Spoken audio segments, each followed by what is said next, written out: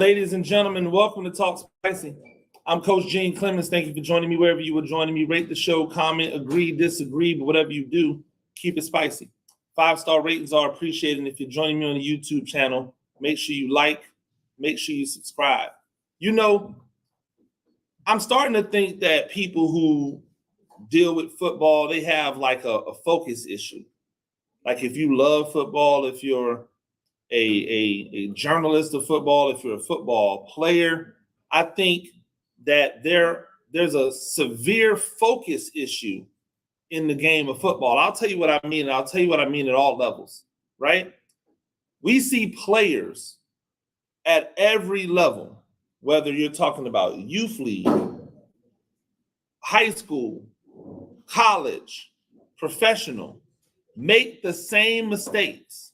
Why is it that at the youth level, you have to tell a player, hey, square your feet, explode into the tackle, make better tackles. And then you watch a high school game, and you see players do the same thing. Then you watch a college team, and you see players do the same thing. Then you watch an NFL game, and you see people doing the same thing.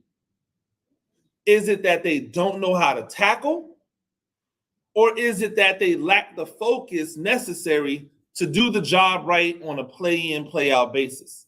You got to remember, you're not tackling somebody every play, right? There's never a time where you're tackling someone every play. So as a result, when it is your time to tackle, you should be ready to make a tackle, right? How many times do we see a wide open receiver streaking down the field or out in the flat or coming across the middle and the quarterback never even sees them? You see it at the youth level. You see it at the high school level. You see it at the college level. You see it in the pros. At some point, we've got to admit that there's a focus issue here, right? Either you're not focused or you're focusing on the wrong thing. This is a part of what we see today in our society and something that is getting in the way of the game. From the fans' perspective, fans will focus on everything but what is really important in the game. They will focus on everything but what is really important in the game. I'm going to use an example, right? High school fans will see that plays don't work and will immediately go, man, these coaches don't know what they're doing, right? That's the first thing that they go to. Well, these coaches just don't know what they're doing. Well, if that's the case, then why do those plays work sometimes, right? I challenge any parent, any fan of a high school program who does not believe that the coaches know what they're doing. I challenge you. Go to the coach, says, hey, I would like to come in and do a film session like you would do with my son if you're trying to teach them what they did wrong in the game or how to get better. It would be eye-opening. I remember a time where I had a parent who was telling me what their kids should be doing and should not be doing. And I just opened up the film and I had a 12 to 15 play where we saw their kid do the wrong thing 12 to 15 plays straight. And am I stupid because I'm not using the kid right? Or was I stupid because I still had that kid on the field? I know the answer. See, we see that from fans at every level. When you go to the NFL, look at the New York Giants, right? The New York Giants, that's a team that I cover. Shout out to Giants Country. The New York Giants are in a situation where their fans are in a panic. Their fans are up in arms. They're worried. You know why? Because they lost to They lost to Dallas. It wasn't close. It wasn't competitive. And they lost to the 49ers. It wasn't close and it wasn't competitive. That's not the focus, right? When they look at why they lost, everything that they say points to the offensive line. Well, our offensive line isn't good. Our offensive line can't get it done. Our offensive line's not good. Never mind that you were short a guy. You were short a guy in San Francisco, but with Dallas, you weren't effective. Cool, right? That's not what you should be concerned with. That's not what Giants fans should be worried about. What Giants fans should be doing is going, how can Arizona, with a worse offensive line, with a less dynamic running back, and with a quarterback who's a journeyman guy who only showed up in Arizona a few weeks ago, beat Dallas while we get absolutely destroyed by Dallas? How could that team have that much success against Dallas's defense while we struggled? The answer, the quarterback did exactly what he was supposed to do, and the game plan was simple. Don't allow him to hold the ball for long. Quick throws and run the ball. Run the ball, run the ball, run the ball, run the ball. What did the Giants do? Try to set up long plays, not run the ball. And when they ran the ball, who they run the ball with? The quarterback. Not as a design where you have to read whether it's going to be the run. No, like designed quarterback runs. You want to know how many designed quarterback runs Arizona devised? 0. No designed quarterback runs for Joshua Dobbs, who might be, well, actually, who is stronger, who looks physically stronger than Daniel Jones, might not be faster, but is definitely a more adept runner. And they didn't call one running play for the quarterback of a team he just got to 5 minutes ago. Meanwhile, Daniel Jones, who has been in this offense now in year 2, who everybody said had taken the next step and had ascended, who they spent the offseason putting weapons around. That guy could not operate. They didn't blame him once. They said it's all on the offensive line, and that the only reason that they're bad is because of the offensive line. But Arizona has a worse offensive line than New York does. Now, check out some of my pieces coming this week, because I'm going to tell you how, like, what the Giants should be doing to move forward and take advantage of their offensive line, because I don't think it's as bad as people think it is. But I'm always in the minority with this, because I don't look at the low-hanging fruit. I focus better, right? In the media, we're not focused enough. In the media, we will ask the most innocuous questions. We will ask the questions that do not matter to anybody outside. We'll ask questions that only matter to us. But if we're supposed to be representatives of the people, right? If we're supposed to bring the information to the people, then why are we focused on things that the people don't care about? Right? There are media members who are getting to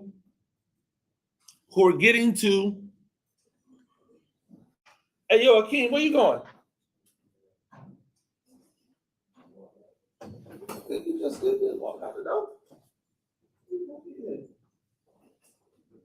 Oh, yeah, I'll apologize in a second. I can edit that for you.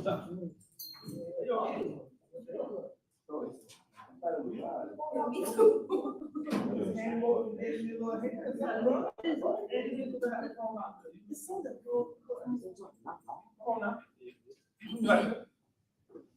Is it not love?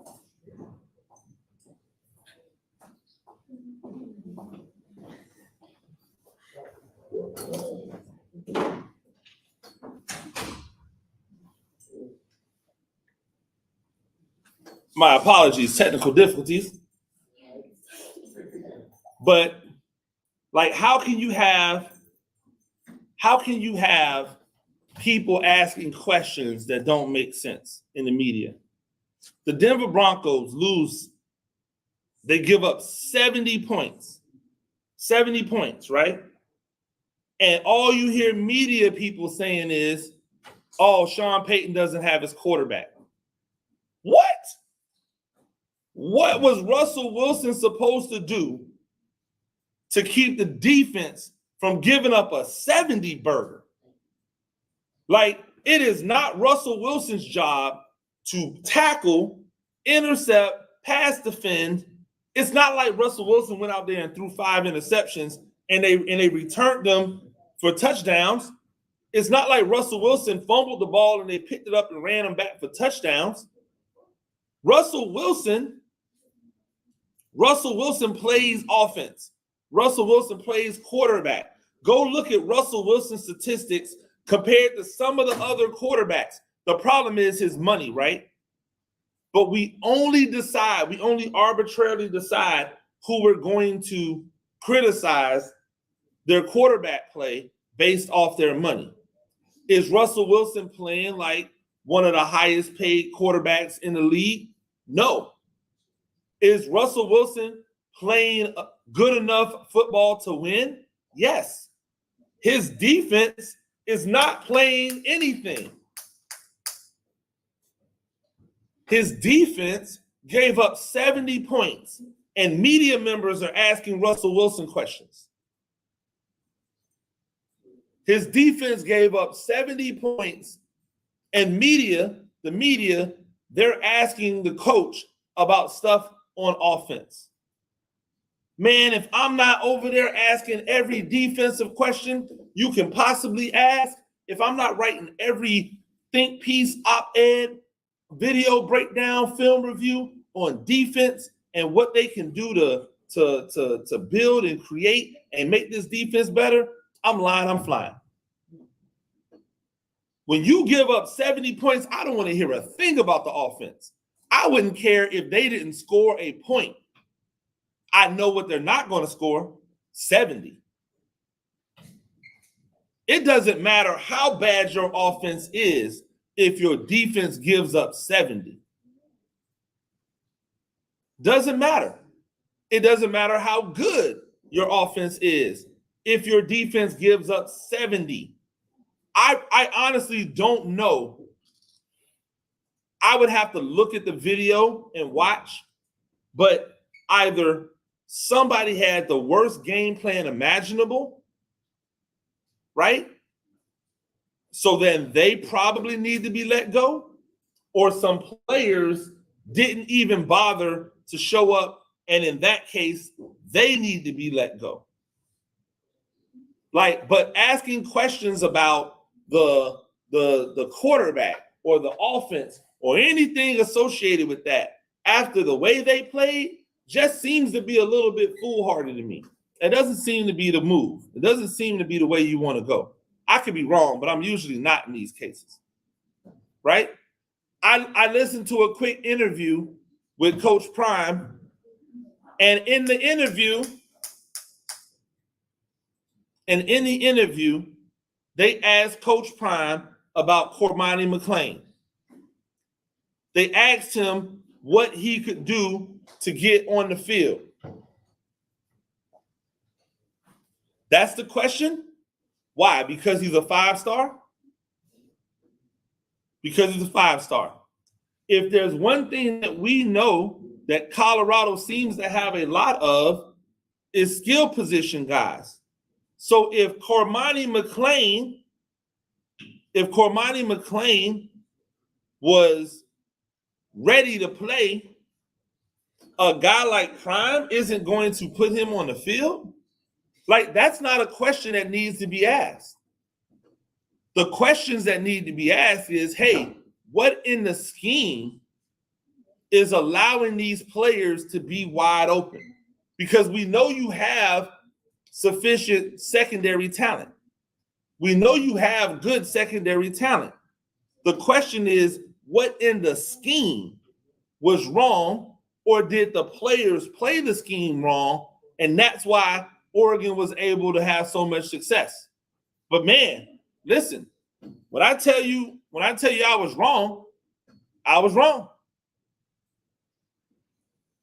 I still don't think Oregon plays very good defense, but clearly Colorado's offense wasn't ready to exploit it. Right? For all that we can give credit for, we have to then give accountability for. That offense was not ready to play versus Oregon. And I can't blame Shiloh. I mean, I can't blame Shador. It's not like he was out there throwing interceptions. It was not like he was out there not making completions. Literally, when you looked at the secondary, there was not a lot of people open. There was a non-existent run game. You're gonna look at people, they're not open. Run game, non-existent. Now, here's the thing I'm gonna say. If you guys are out there telling us that Colorado's not that good and that Oregon is going to expose them, and then Oregon goes out there and exposes them, supposedly, then why are y'all giving Oregon all these props? Like, why is Oregon being like held up? If you guys were out there telling us, hey, listen, Colorado's not that good, they just haven't played a quality opponent to the level of Oregon yet. And then they play Oregon, and once they play Oregon shows that they were who you thought they were, then why are you giving Oregon props? Why is it that y'all let Oregon's head coach get off in my opinion, the dumbest line that only idiots fell for? Oh, they're out here for clicks. We're out here for wins. They're fighting for clicks. We're fighting for wins. Really? That's what y'all let them get off?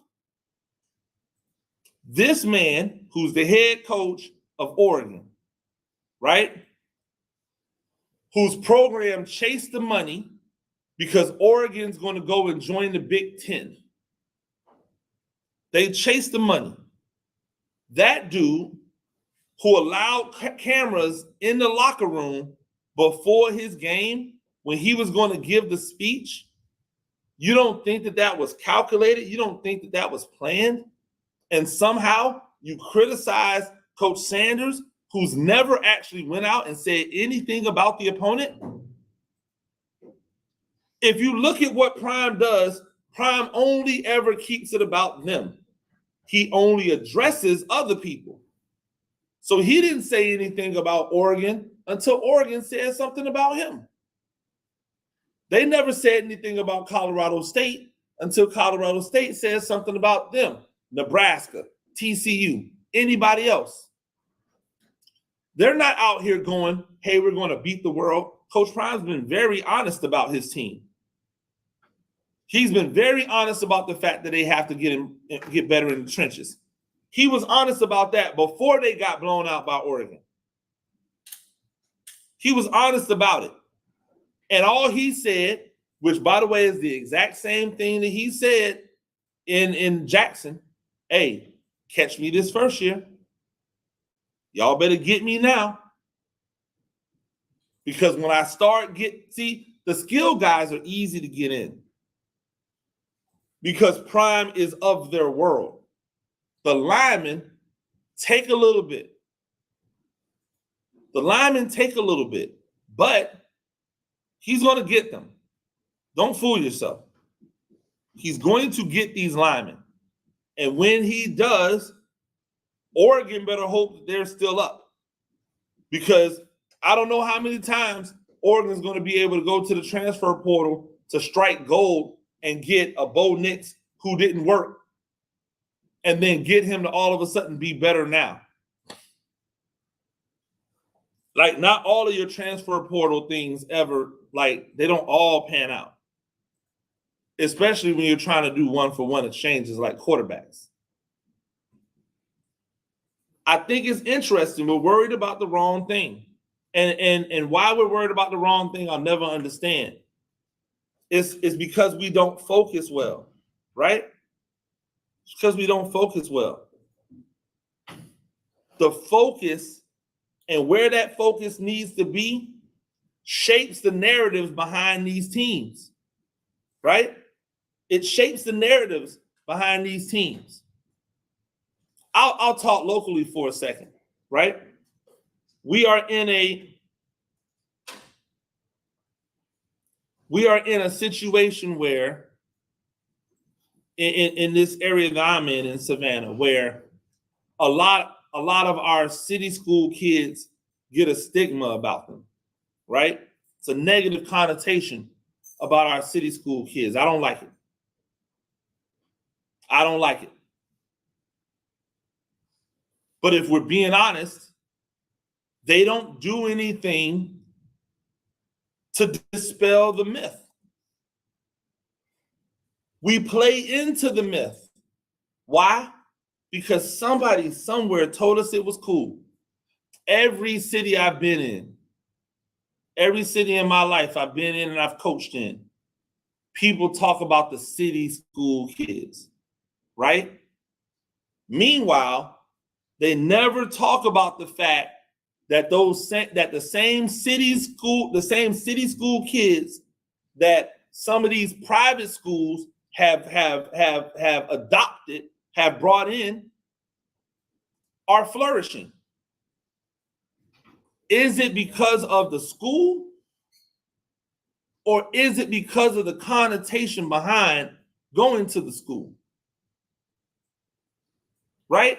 If I'm a dad and I'm a mom, and I'm using my last, I'm going in debt to send a kid to a private school, right? Because let's dispel the myth. Very few of them are going for free. Very few of them are going for free. And contrary to popular belief, those vouchers that you get from the government, they don't work with every private school, because the private school has to be offering programs and or services that the public school doesn't offer. And low key, public schools offer everything. Whether you take advantage of it is a totally different story. So now mom and dad are paying $5,000, $6,000, $7,000, $10,000, $20,000, $15,000 to send their kid to this private school to play ball. You know what that kid better do? They better get some grades. They better listen to their coaches. They better walk the line. Why? Because you're wasting my money if you don't. You know what else they do in private schools that I would love for us to do in public schools that we never will? They require parents to be involved. And not just involved like, hey, cook a meal. They have to spend time volunteering at the private school. It's a part of the contract. And so now you've got parents who are constantly on the campus, constantly on the scene, able to see what their kids do every day, invested. You don't think that makes a difference in how that young man or that young woman behaves? On how seriously they take the opportunity? We get to public school, and a lot of kids won't pay for the simple stuff that they need in order to participate at the public school. Oh, coach, I can't afford no girdle. But you got a whole 7-on-7 kit that you paid for. Oh, coach, I need a new chin strap. But you went to 9 different camps this summer. You got on $150 cleats. Maybe not $150. You got on $100 and some cleats. Right? You went and bought a back flap. You got a visor that's not even legal. And yet you won't support by doing some fundraising to help put money in the program that's going right back to you. Why? Because once they get to public school, oh, all of this stuff should just be paid for. It should just be provided. Provided by who? By what? Your coaches don't get paid worth a damn. There's no money in the program unless you fundraise it. And the one thing that football teams have over every other program is numbers. Even on the smallest football team in these cities, it's usually around 40-something people on it. If everybody just did a little bit in the fundraising, how often can you say you have 100% participation in fundraisers on your team? Guess who can say it? The private schools can. Why? Because it's required. In the public school, we just take it for granted. I have seen kids not behave well at public schools, then go to the private school and give the private school a completely different player.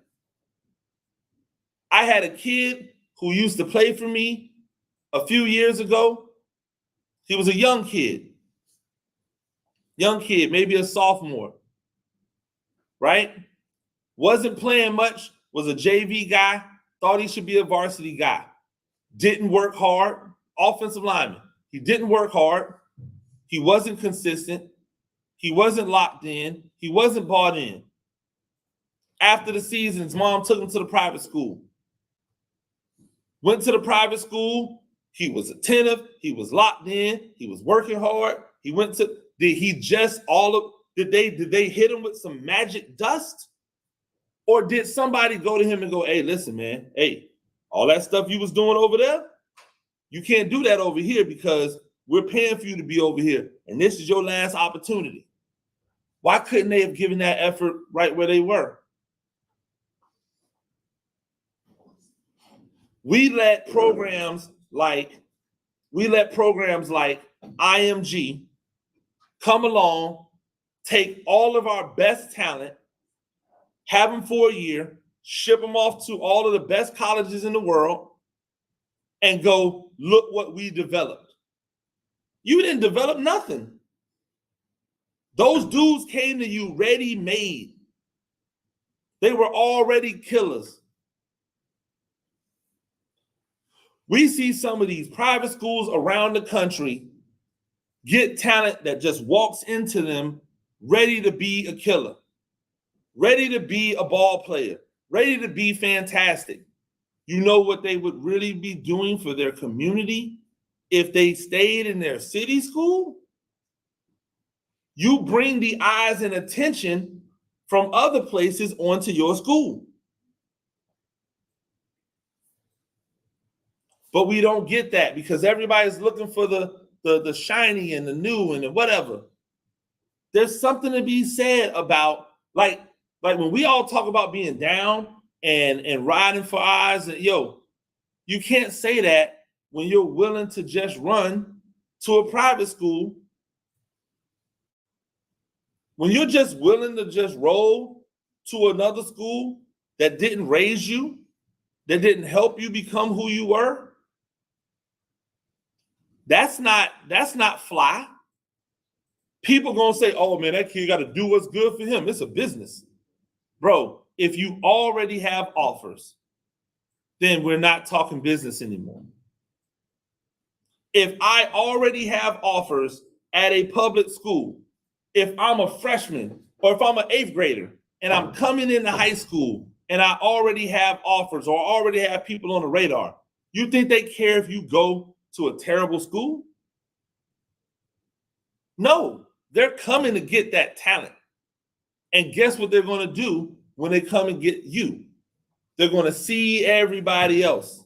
And it might not turn into a scholarship for everybody else, but it might turn into a scholarship for one person who would have never had their eyes if you had not been there. If you were not in the fold, if you had not been down for the cause.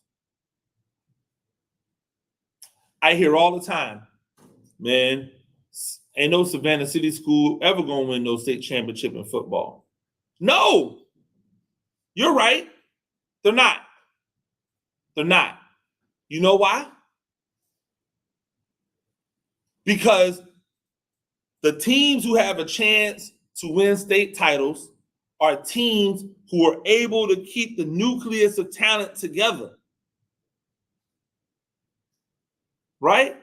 That's why BC has won back-to-back championships at 4A. Because they've been able to take all of these city kids, keep that nucleus of talent together, and ride it to a championship. So if BC didn't exist, and if Calvary Day didn't exist, and if Savannah Christian didn't exist, then where would all of that talent go? It would go to Beach. It would go to Johnson. It would go to Islands. It would go to Jenkins. It would go to New Hampstead. It would go to Groves. It would go to Windsor Forest. And guess what? Those teams would then be able to do? Compete at a state level. Because a lot of these programs are 1 to 2 pieces away. They're 1 to 2 pieces away. Everywhere that I see, Beach, a couple pieces away. Windsor Forest, a couple pieces away. Islands, few pieces away. Savannah, few pieces away. Groves, few pieces away. Jenkins, 1 piece away. New Hampstead, 1 piece away.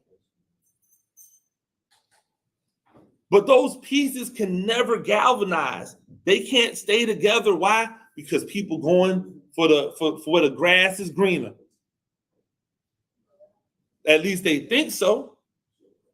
And I have seen it in every single city that I have coached in, and I have been in several cities in my time as a coach, as a player. I see it everywhere. It happens in Middle America, Arkansas. It happens in Middle America, Florida. It happens in Georgia. It happens in Ohio. It happens in Virginia. It happens in Maine. In Maine. Those kids that are in a city, if they were just in there and only playing for their city, it would be so much better. But they're not. They're all over the place. They're sparsed out. But we're focused on, oh, well, the coach just don't know what he's doing. Sometimes the coach just doesn't have enough to make it happen. That's a reality. It's not scheme. It's not philosophy. It's not culture. It's just not enough. And when we start telling the truth, when we start focusing on the things that are legit, we'll have a better perspective of what's going on in our world. Ladies and gentlemen, that's Salt Spicy. I'm Coach Gene Clemens. Do this thing a few times a week. Rate the show, comment, agree, disagree. But whatever you do, keep it spicy. 5-star ratings are appreciated. If you're joining me on the YouTube channel, make sure you like, make sure you subscribe. Hey, stay tuned. I'm up again this Saturday, 2 o'clock, ESPN Plus, Norfolk State, NCANT is going down. Till next time, peace.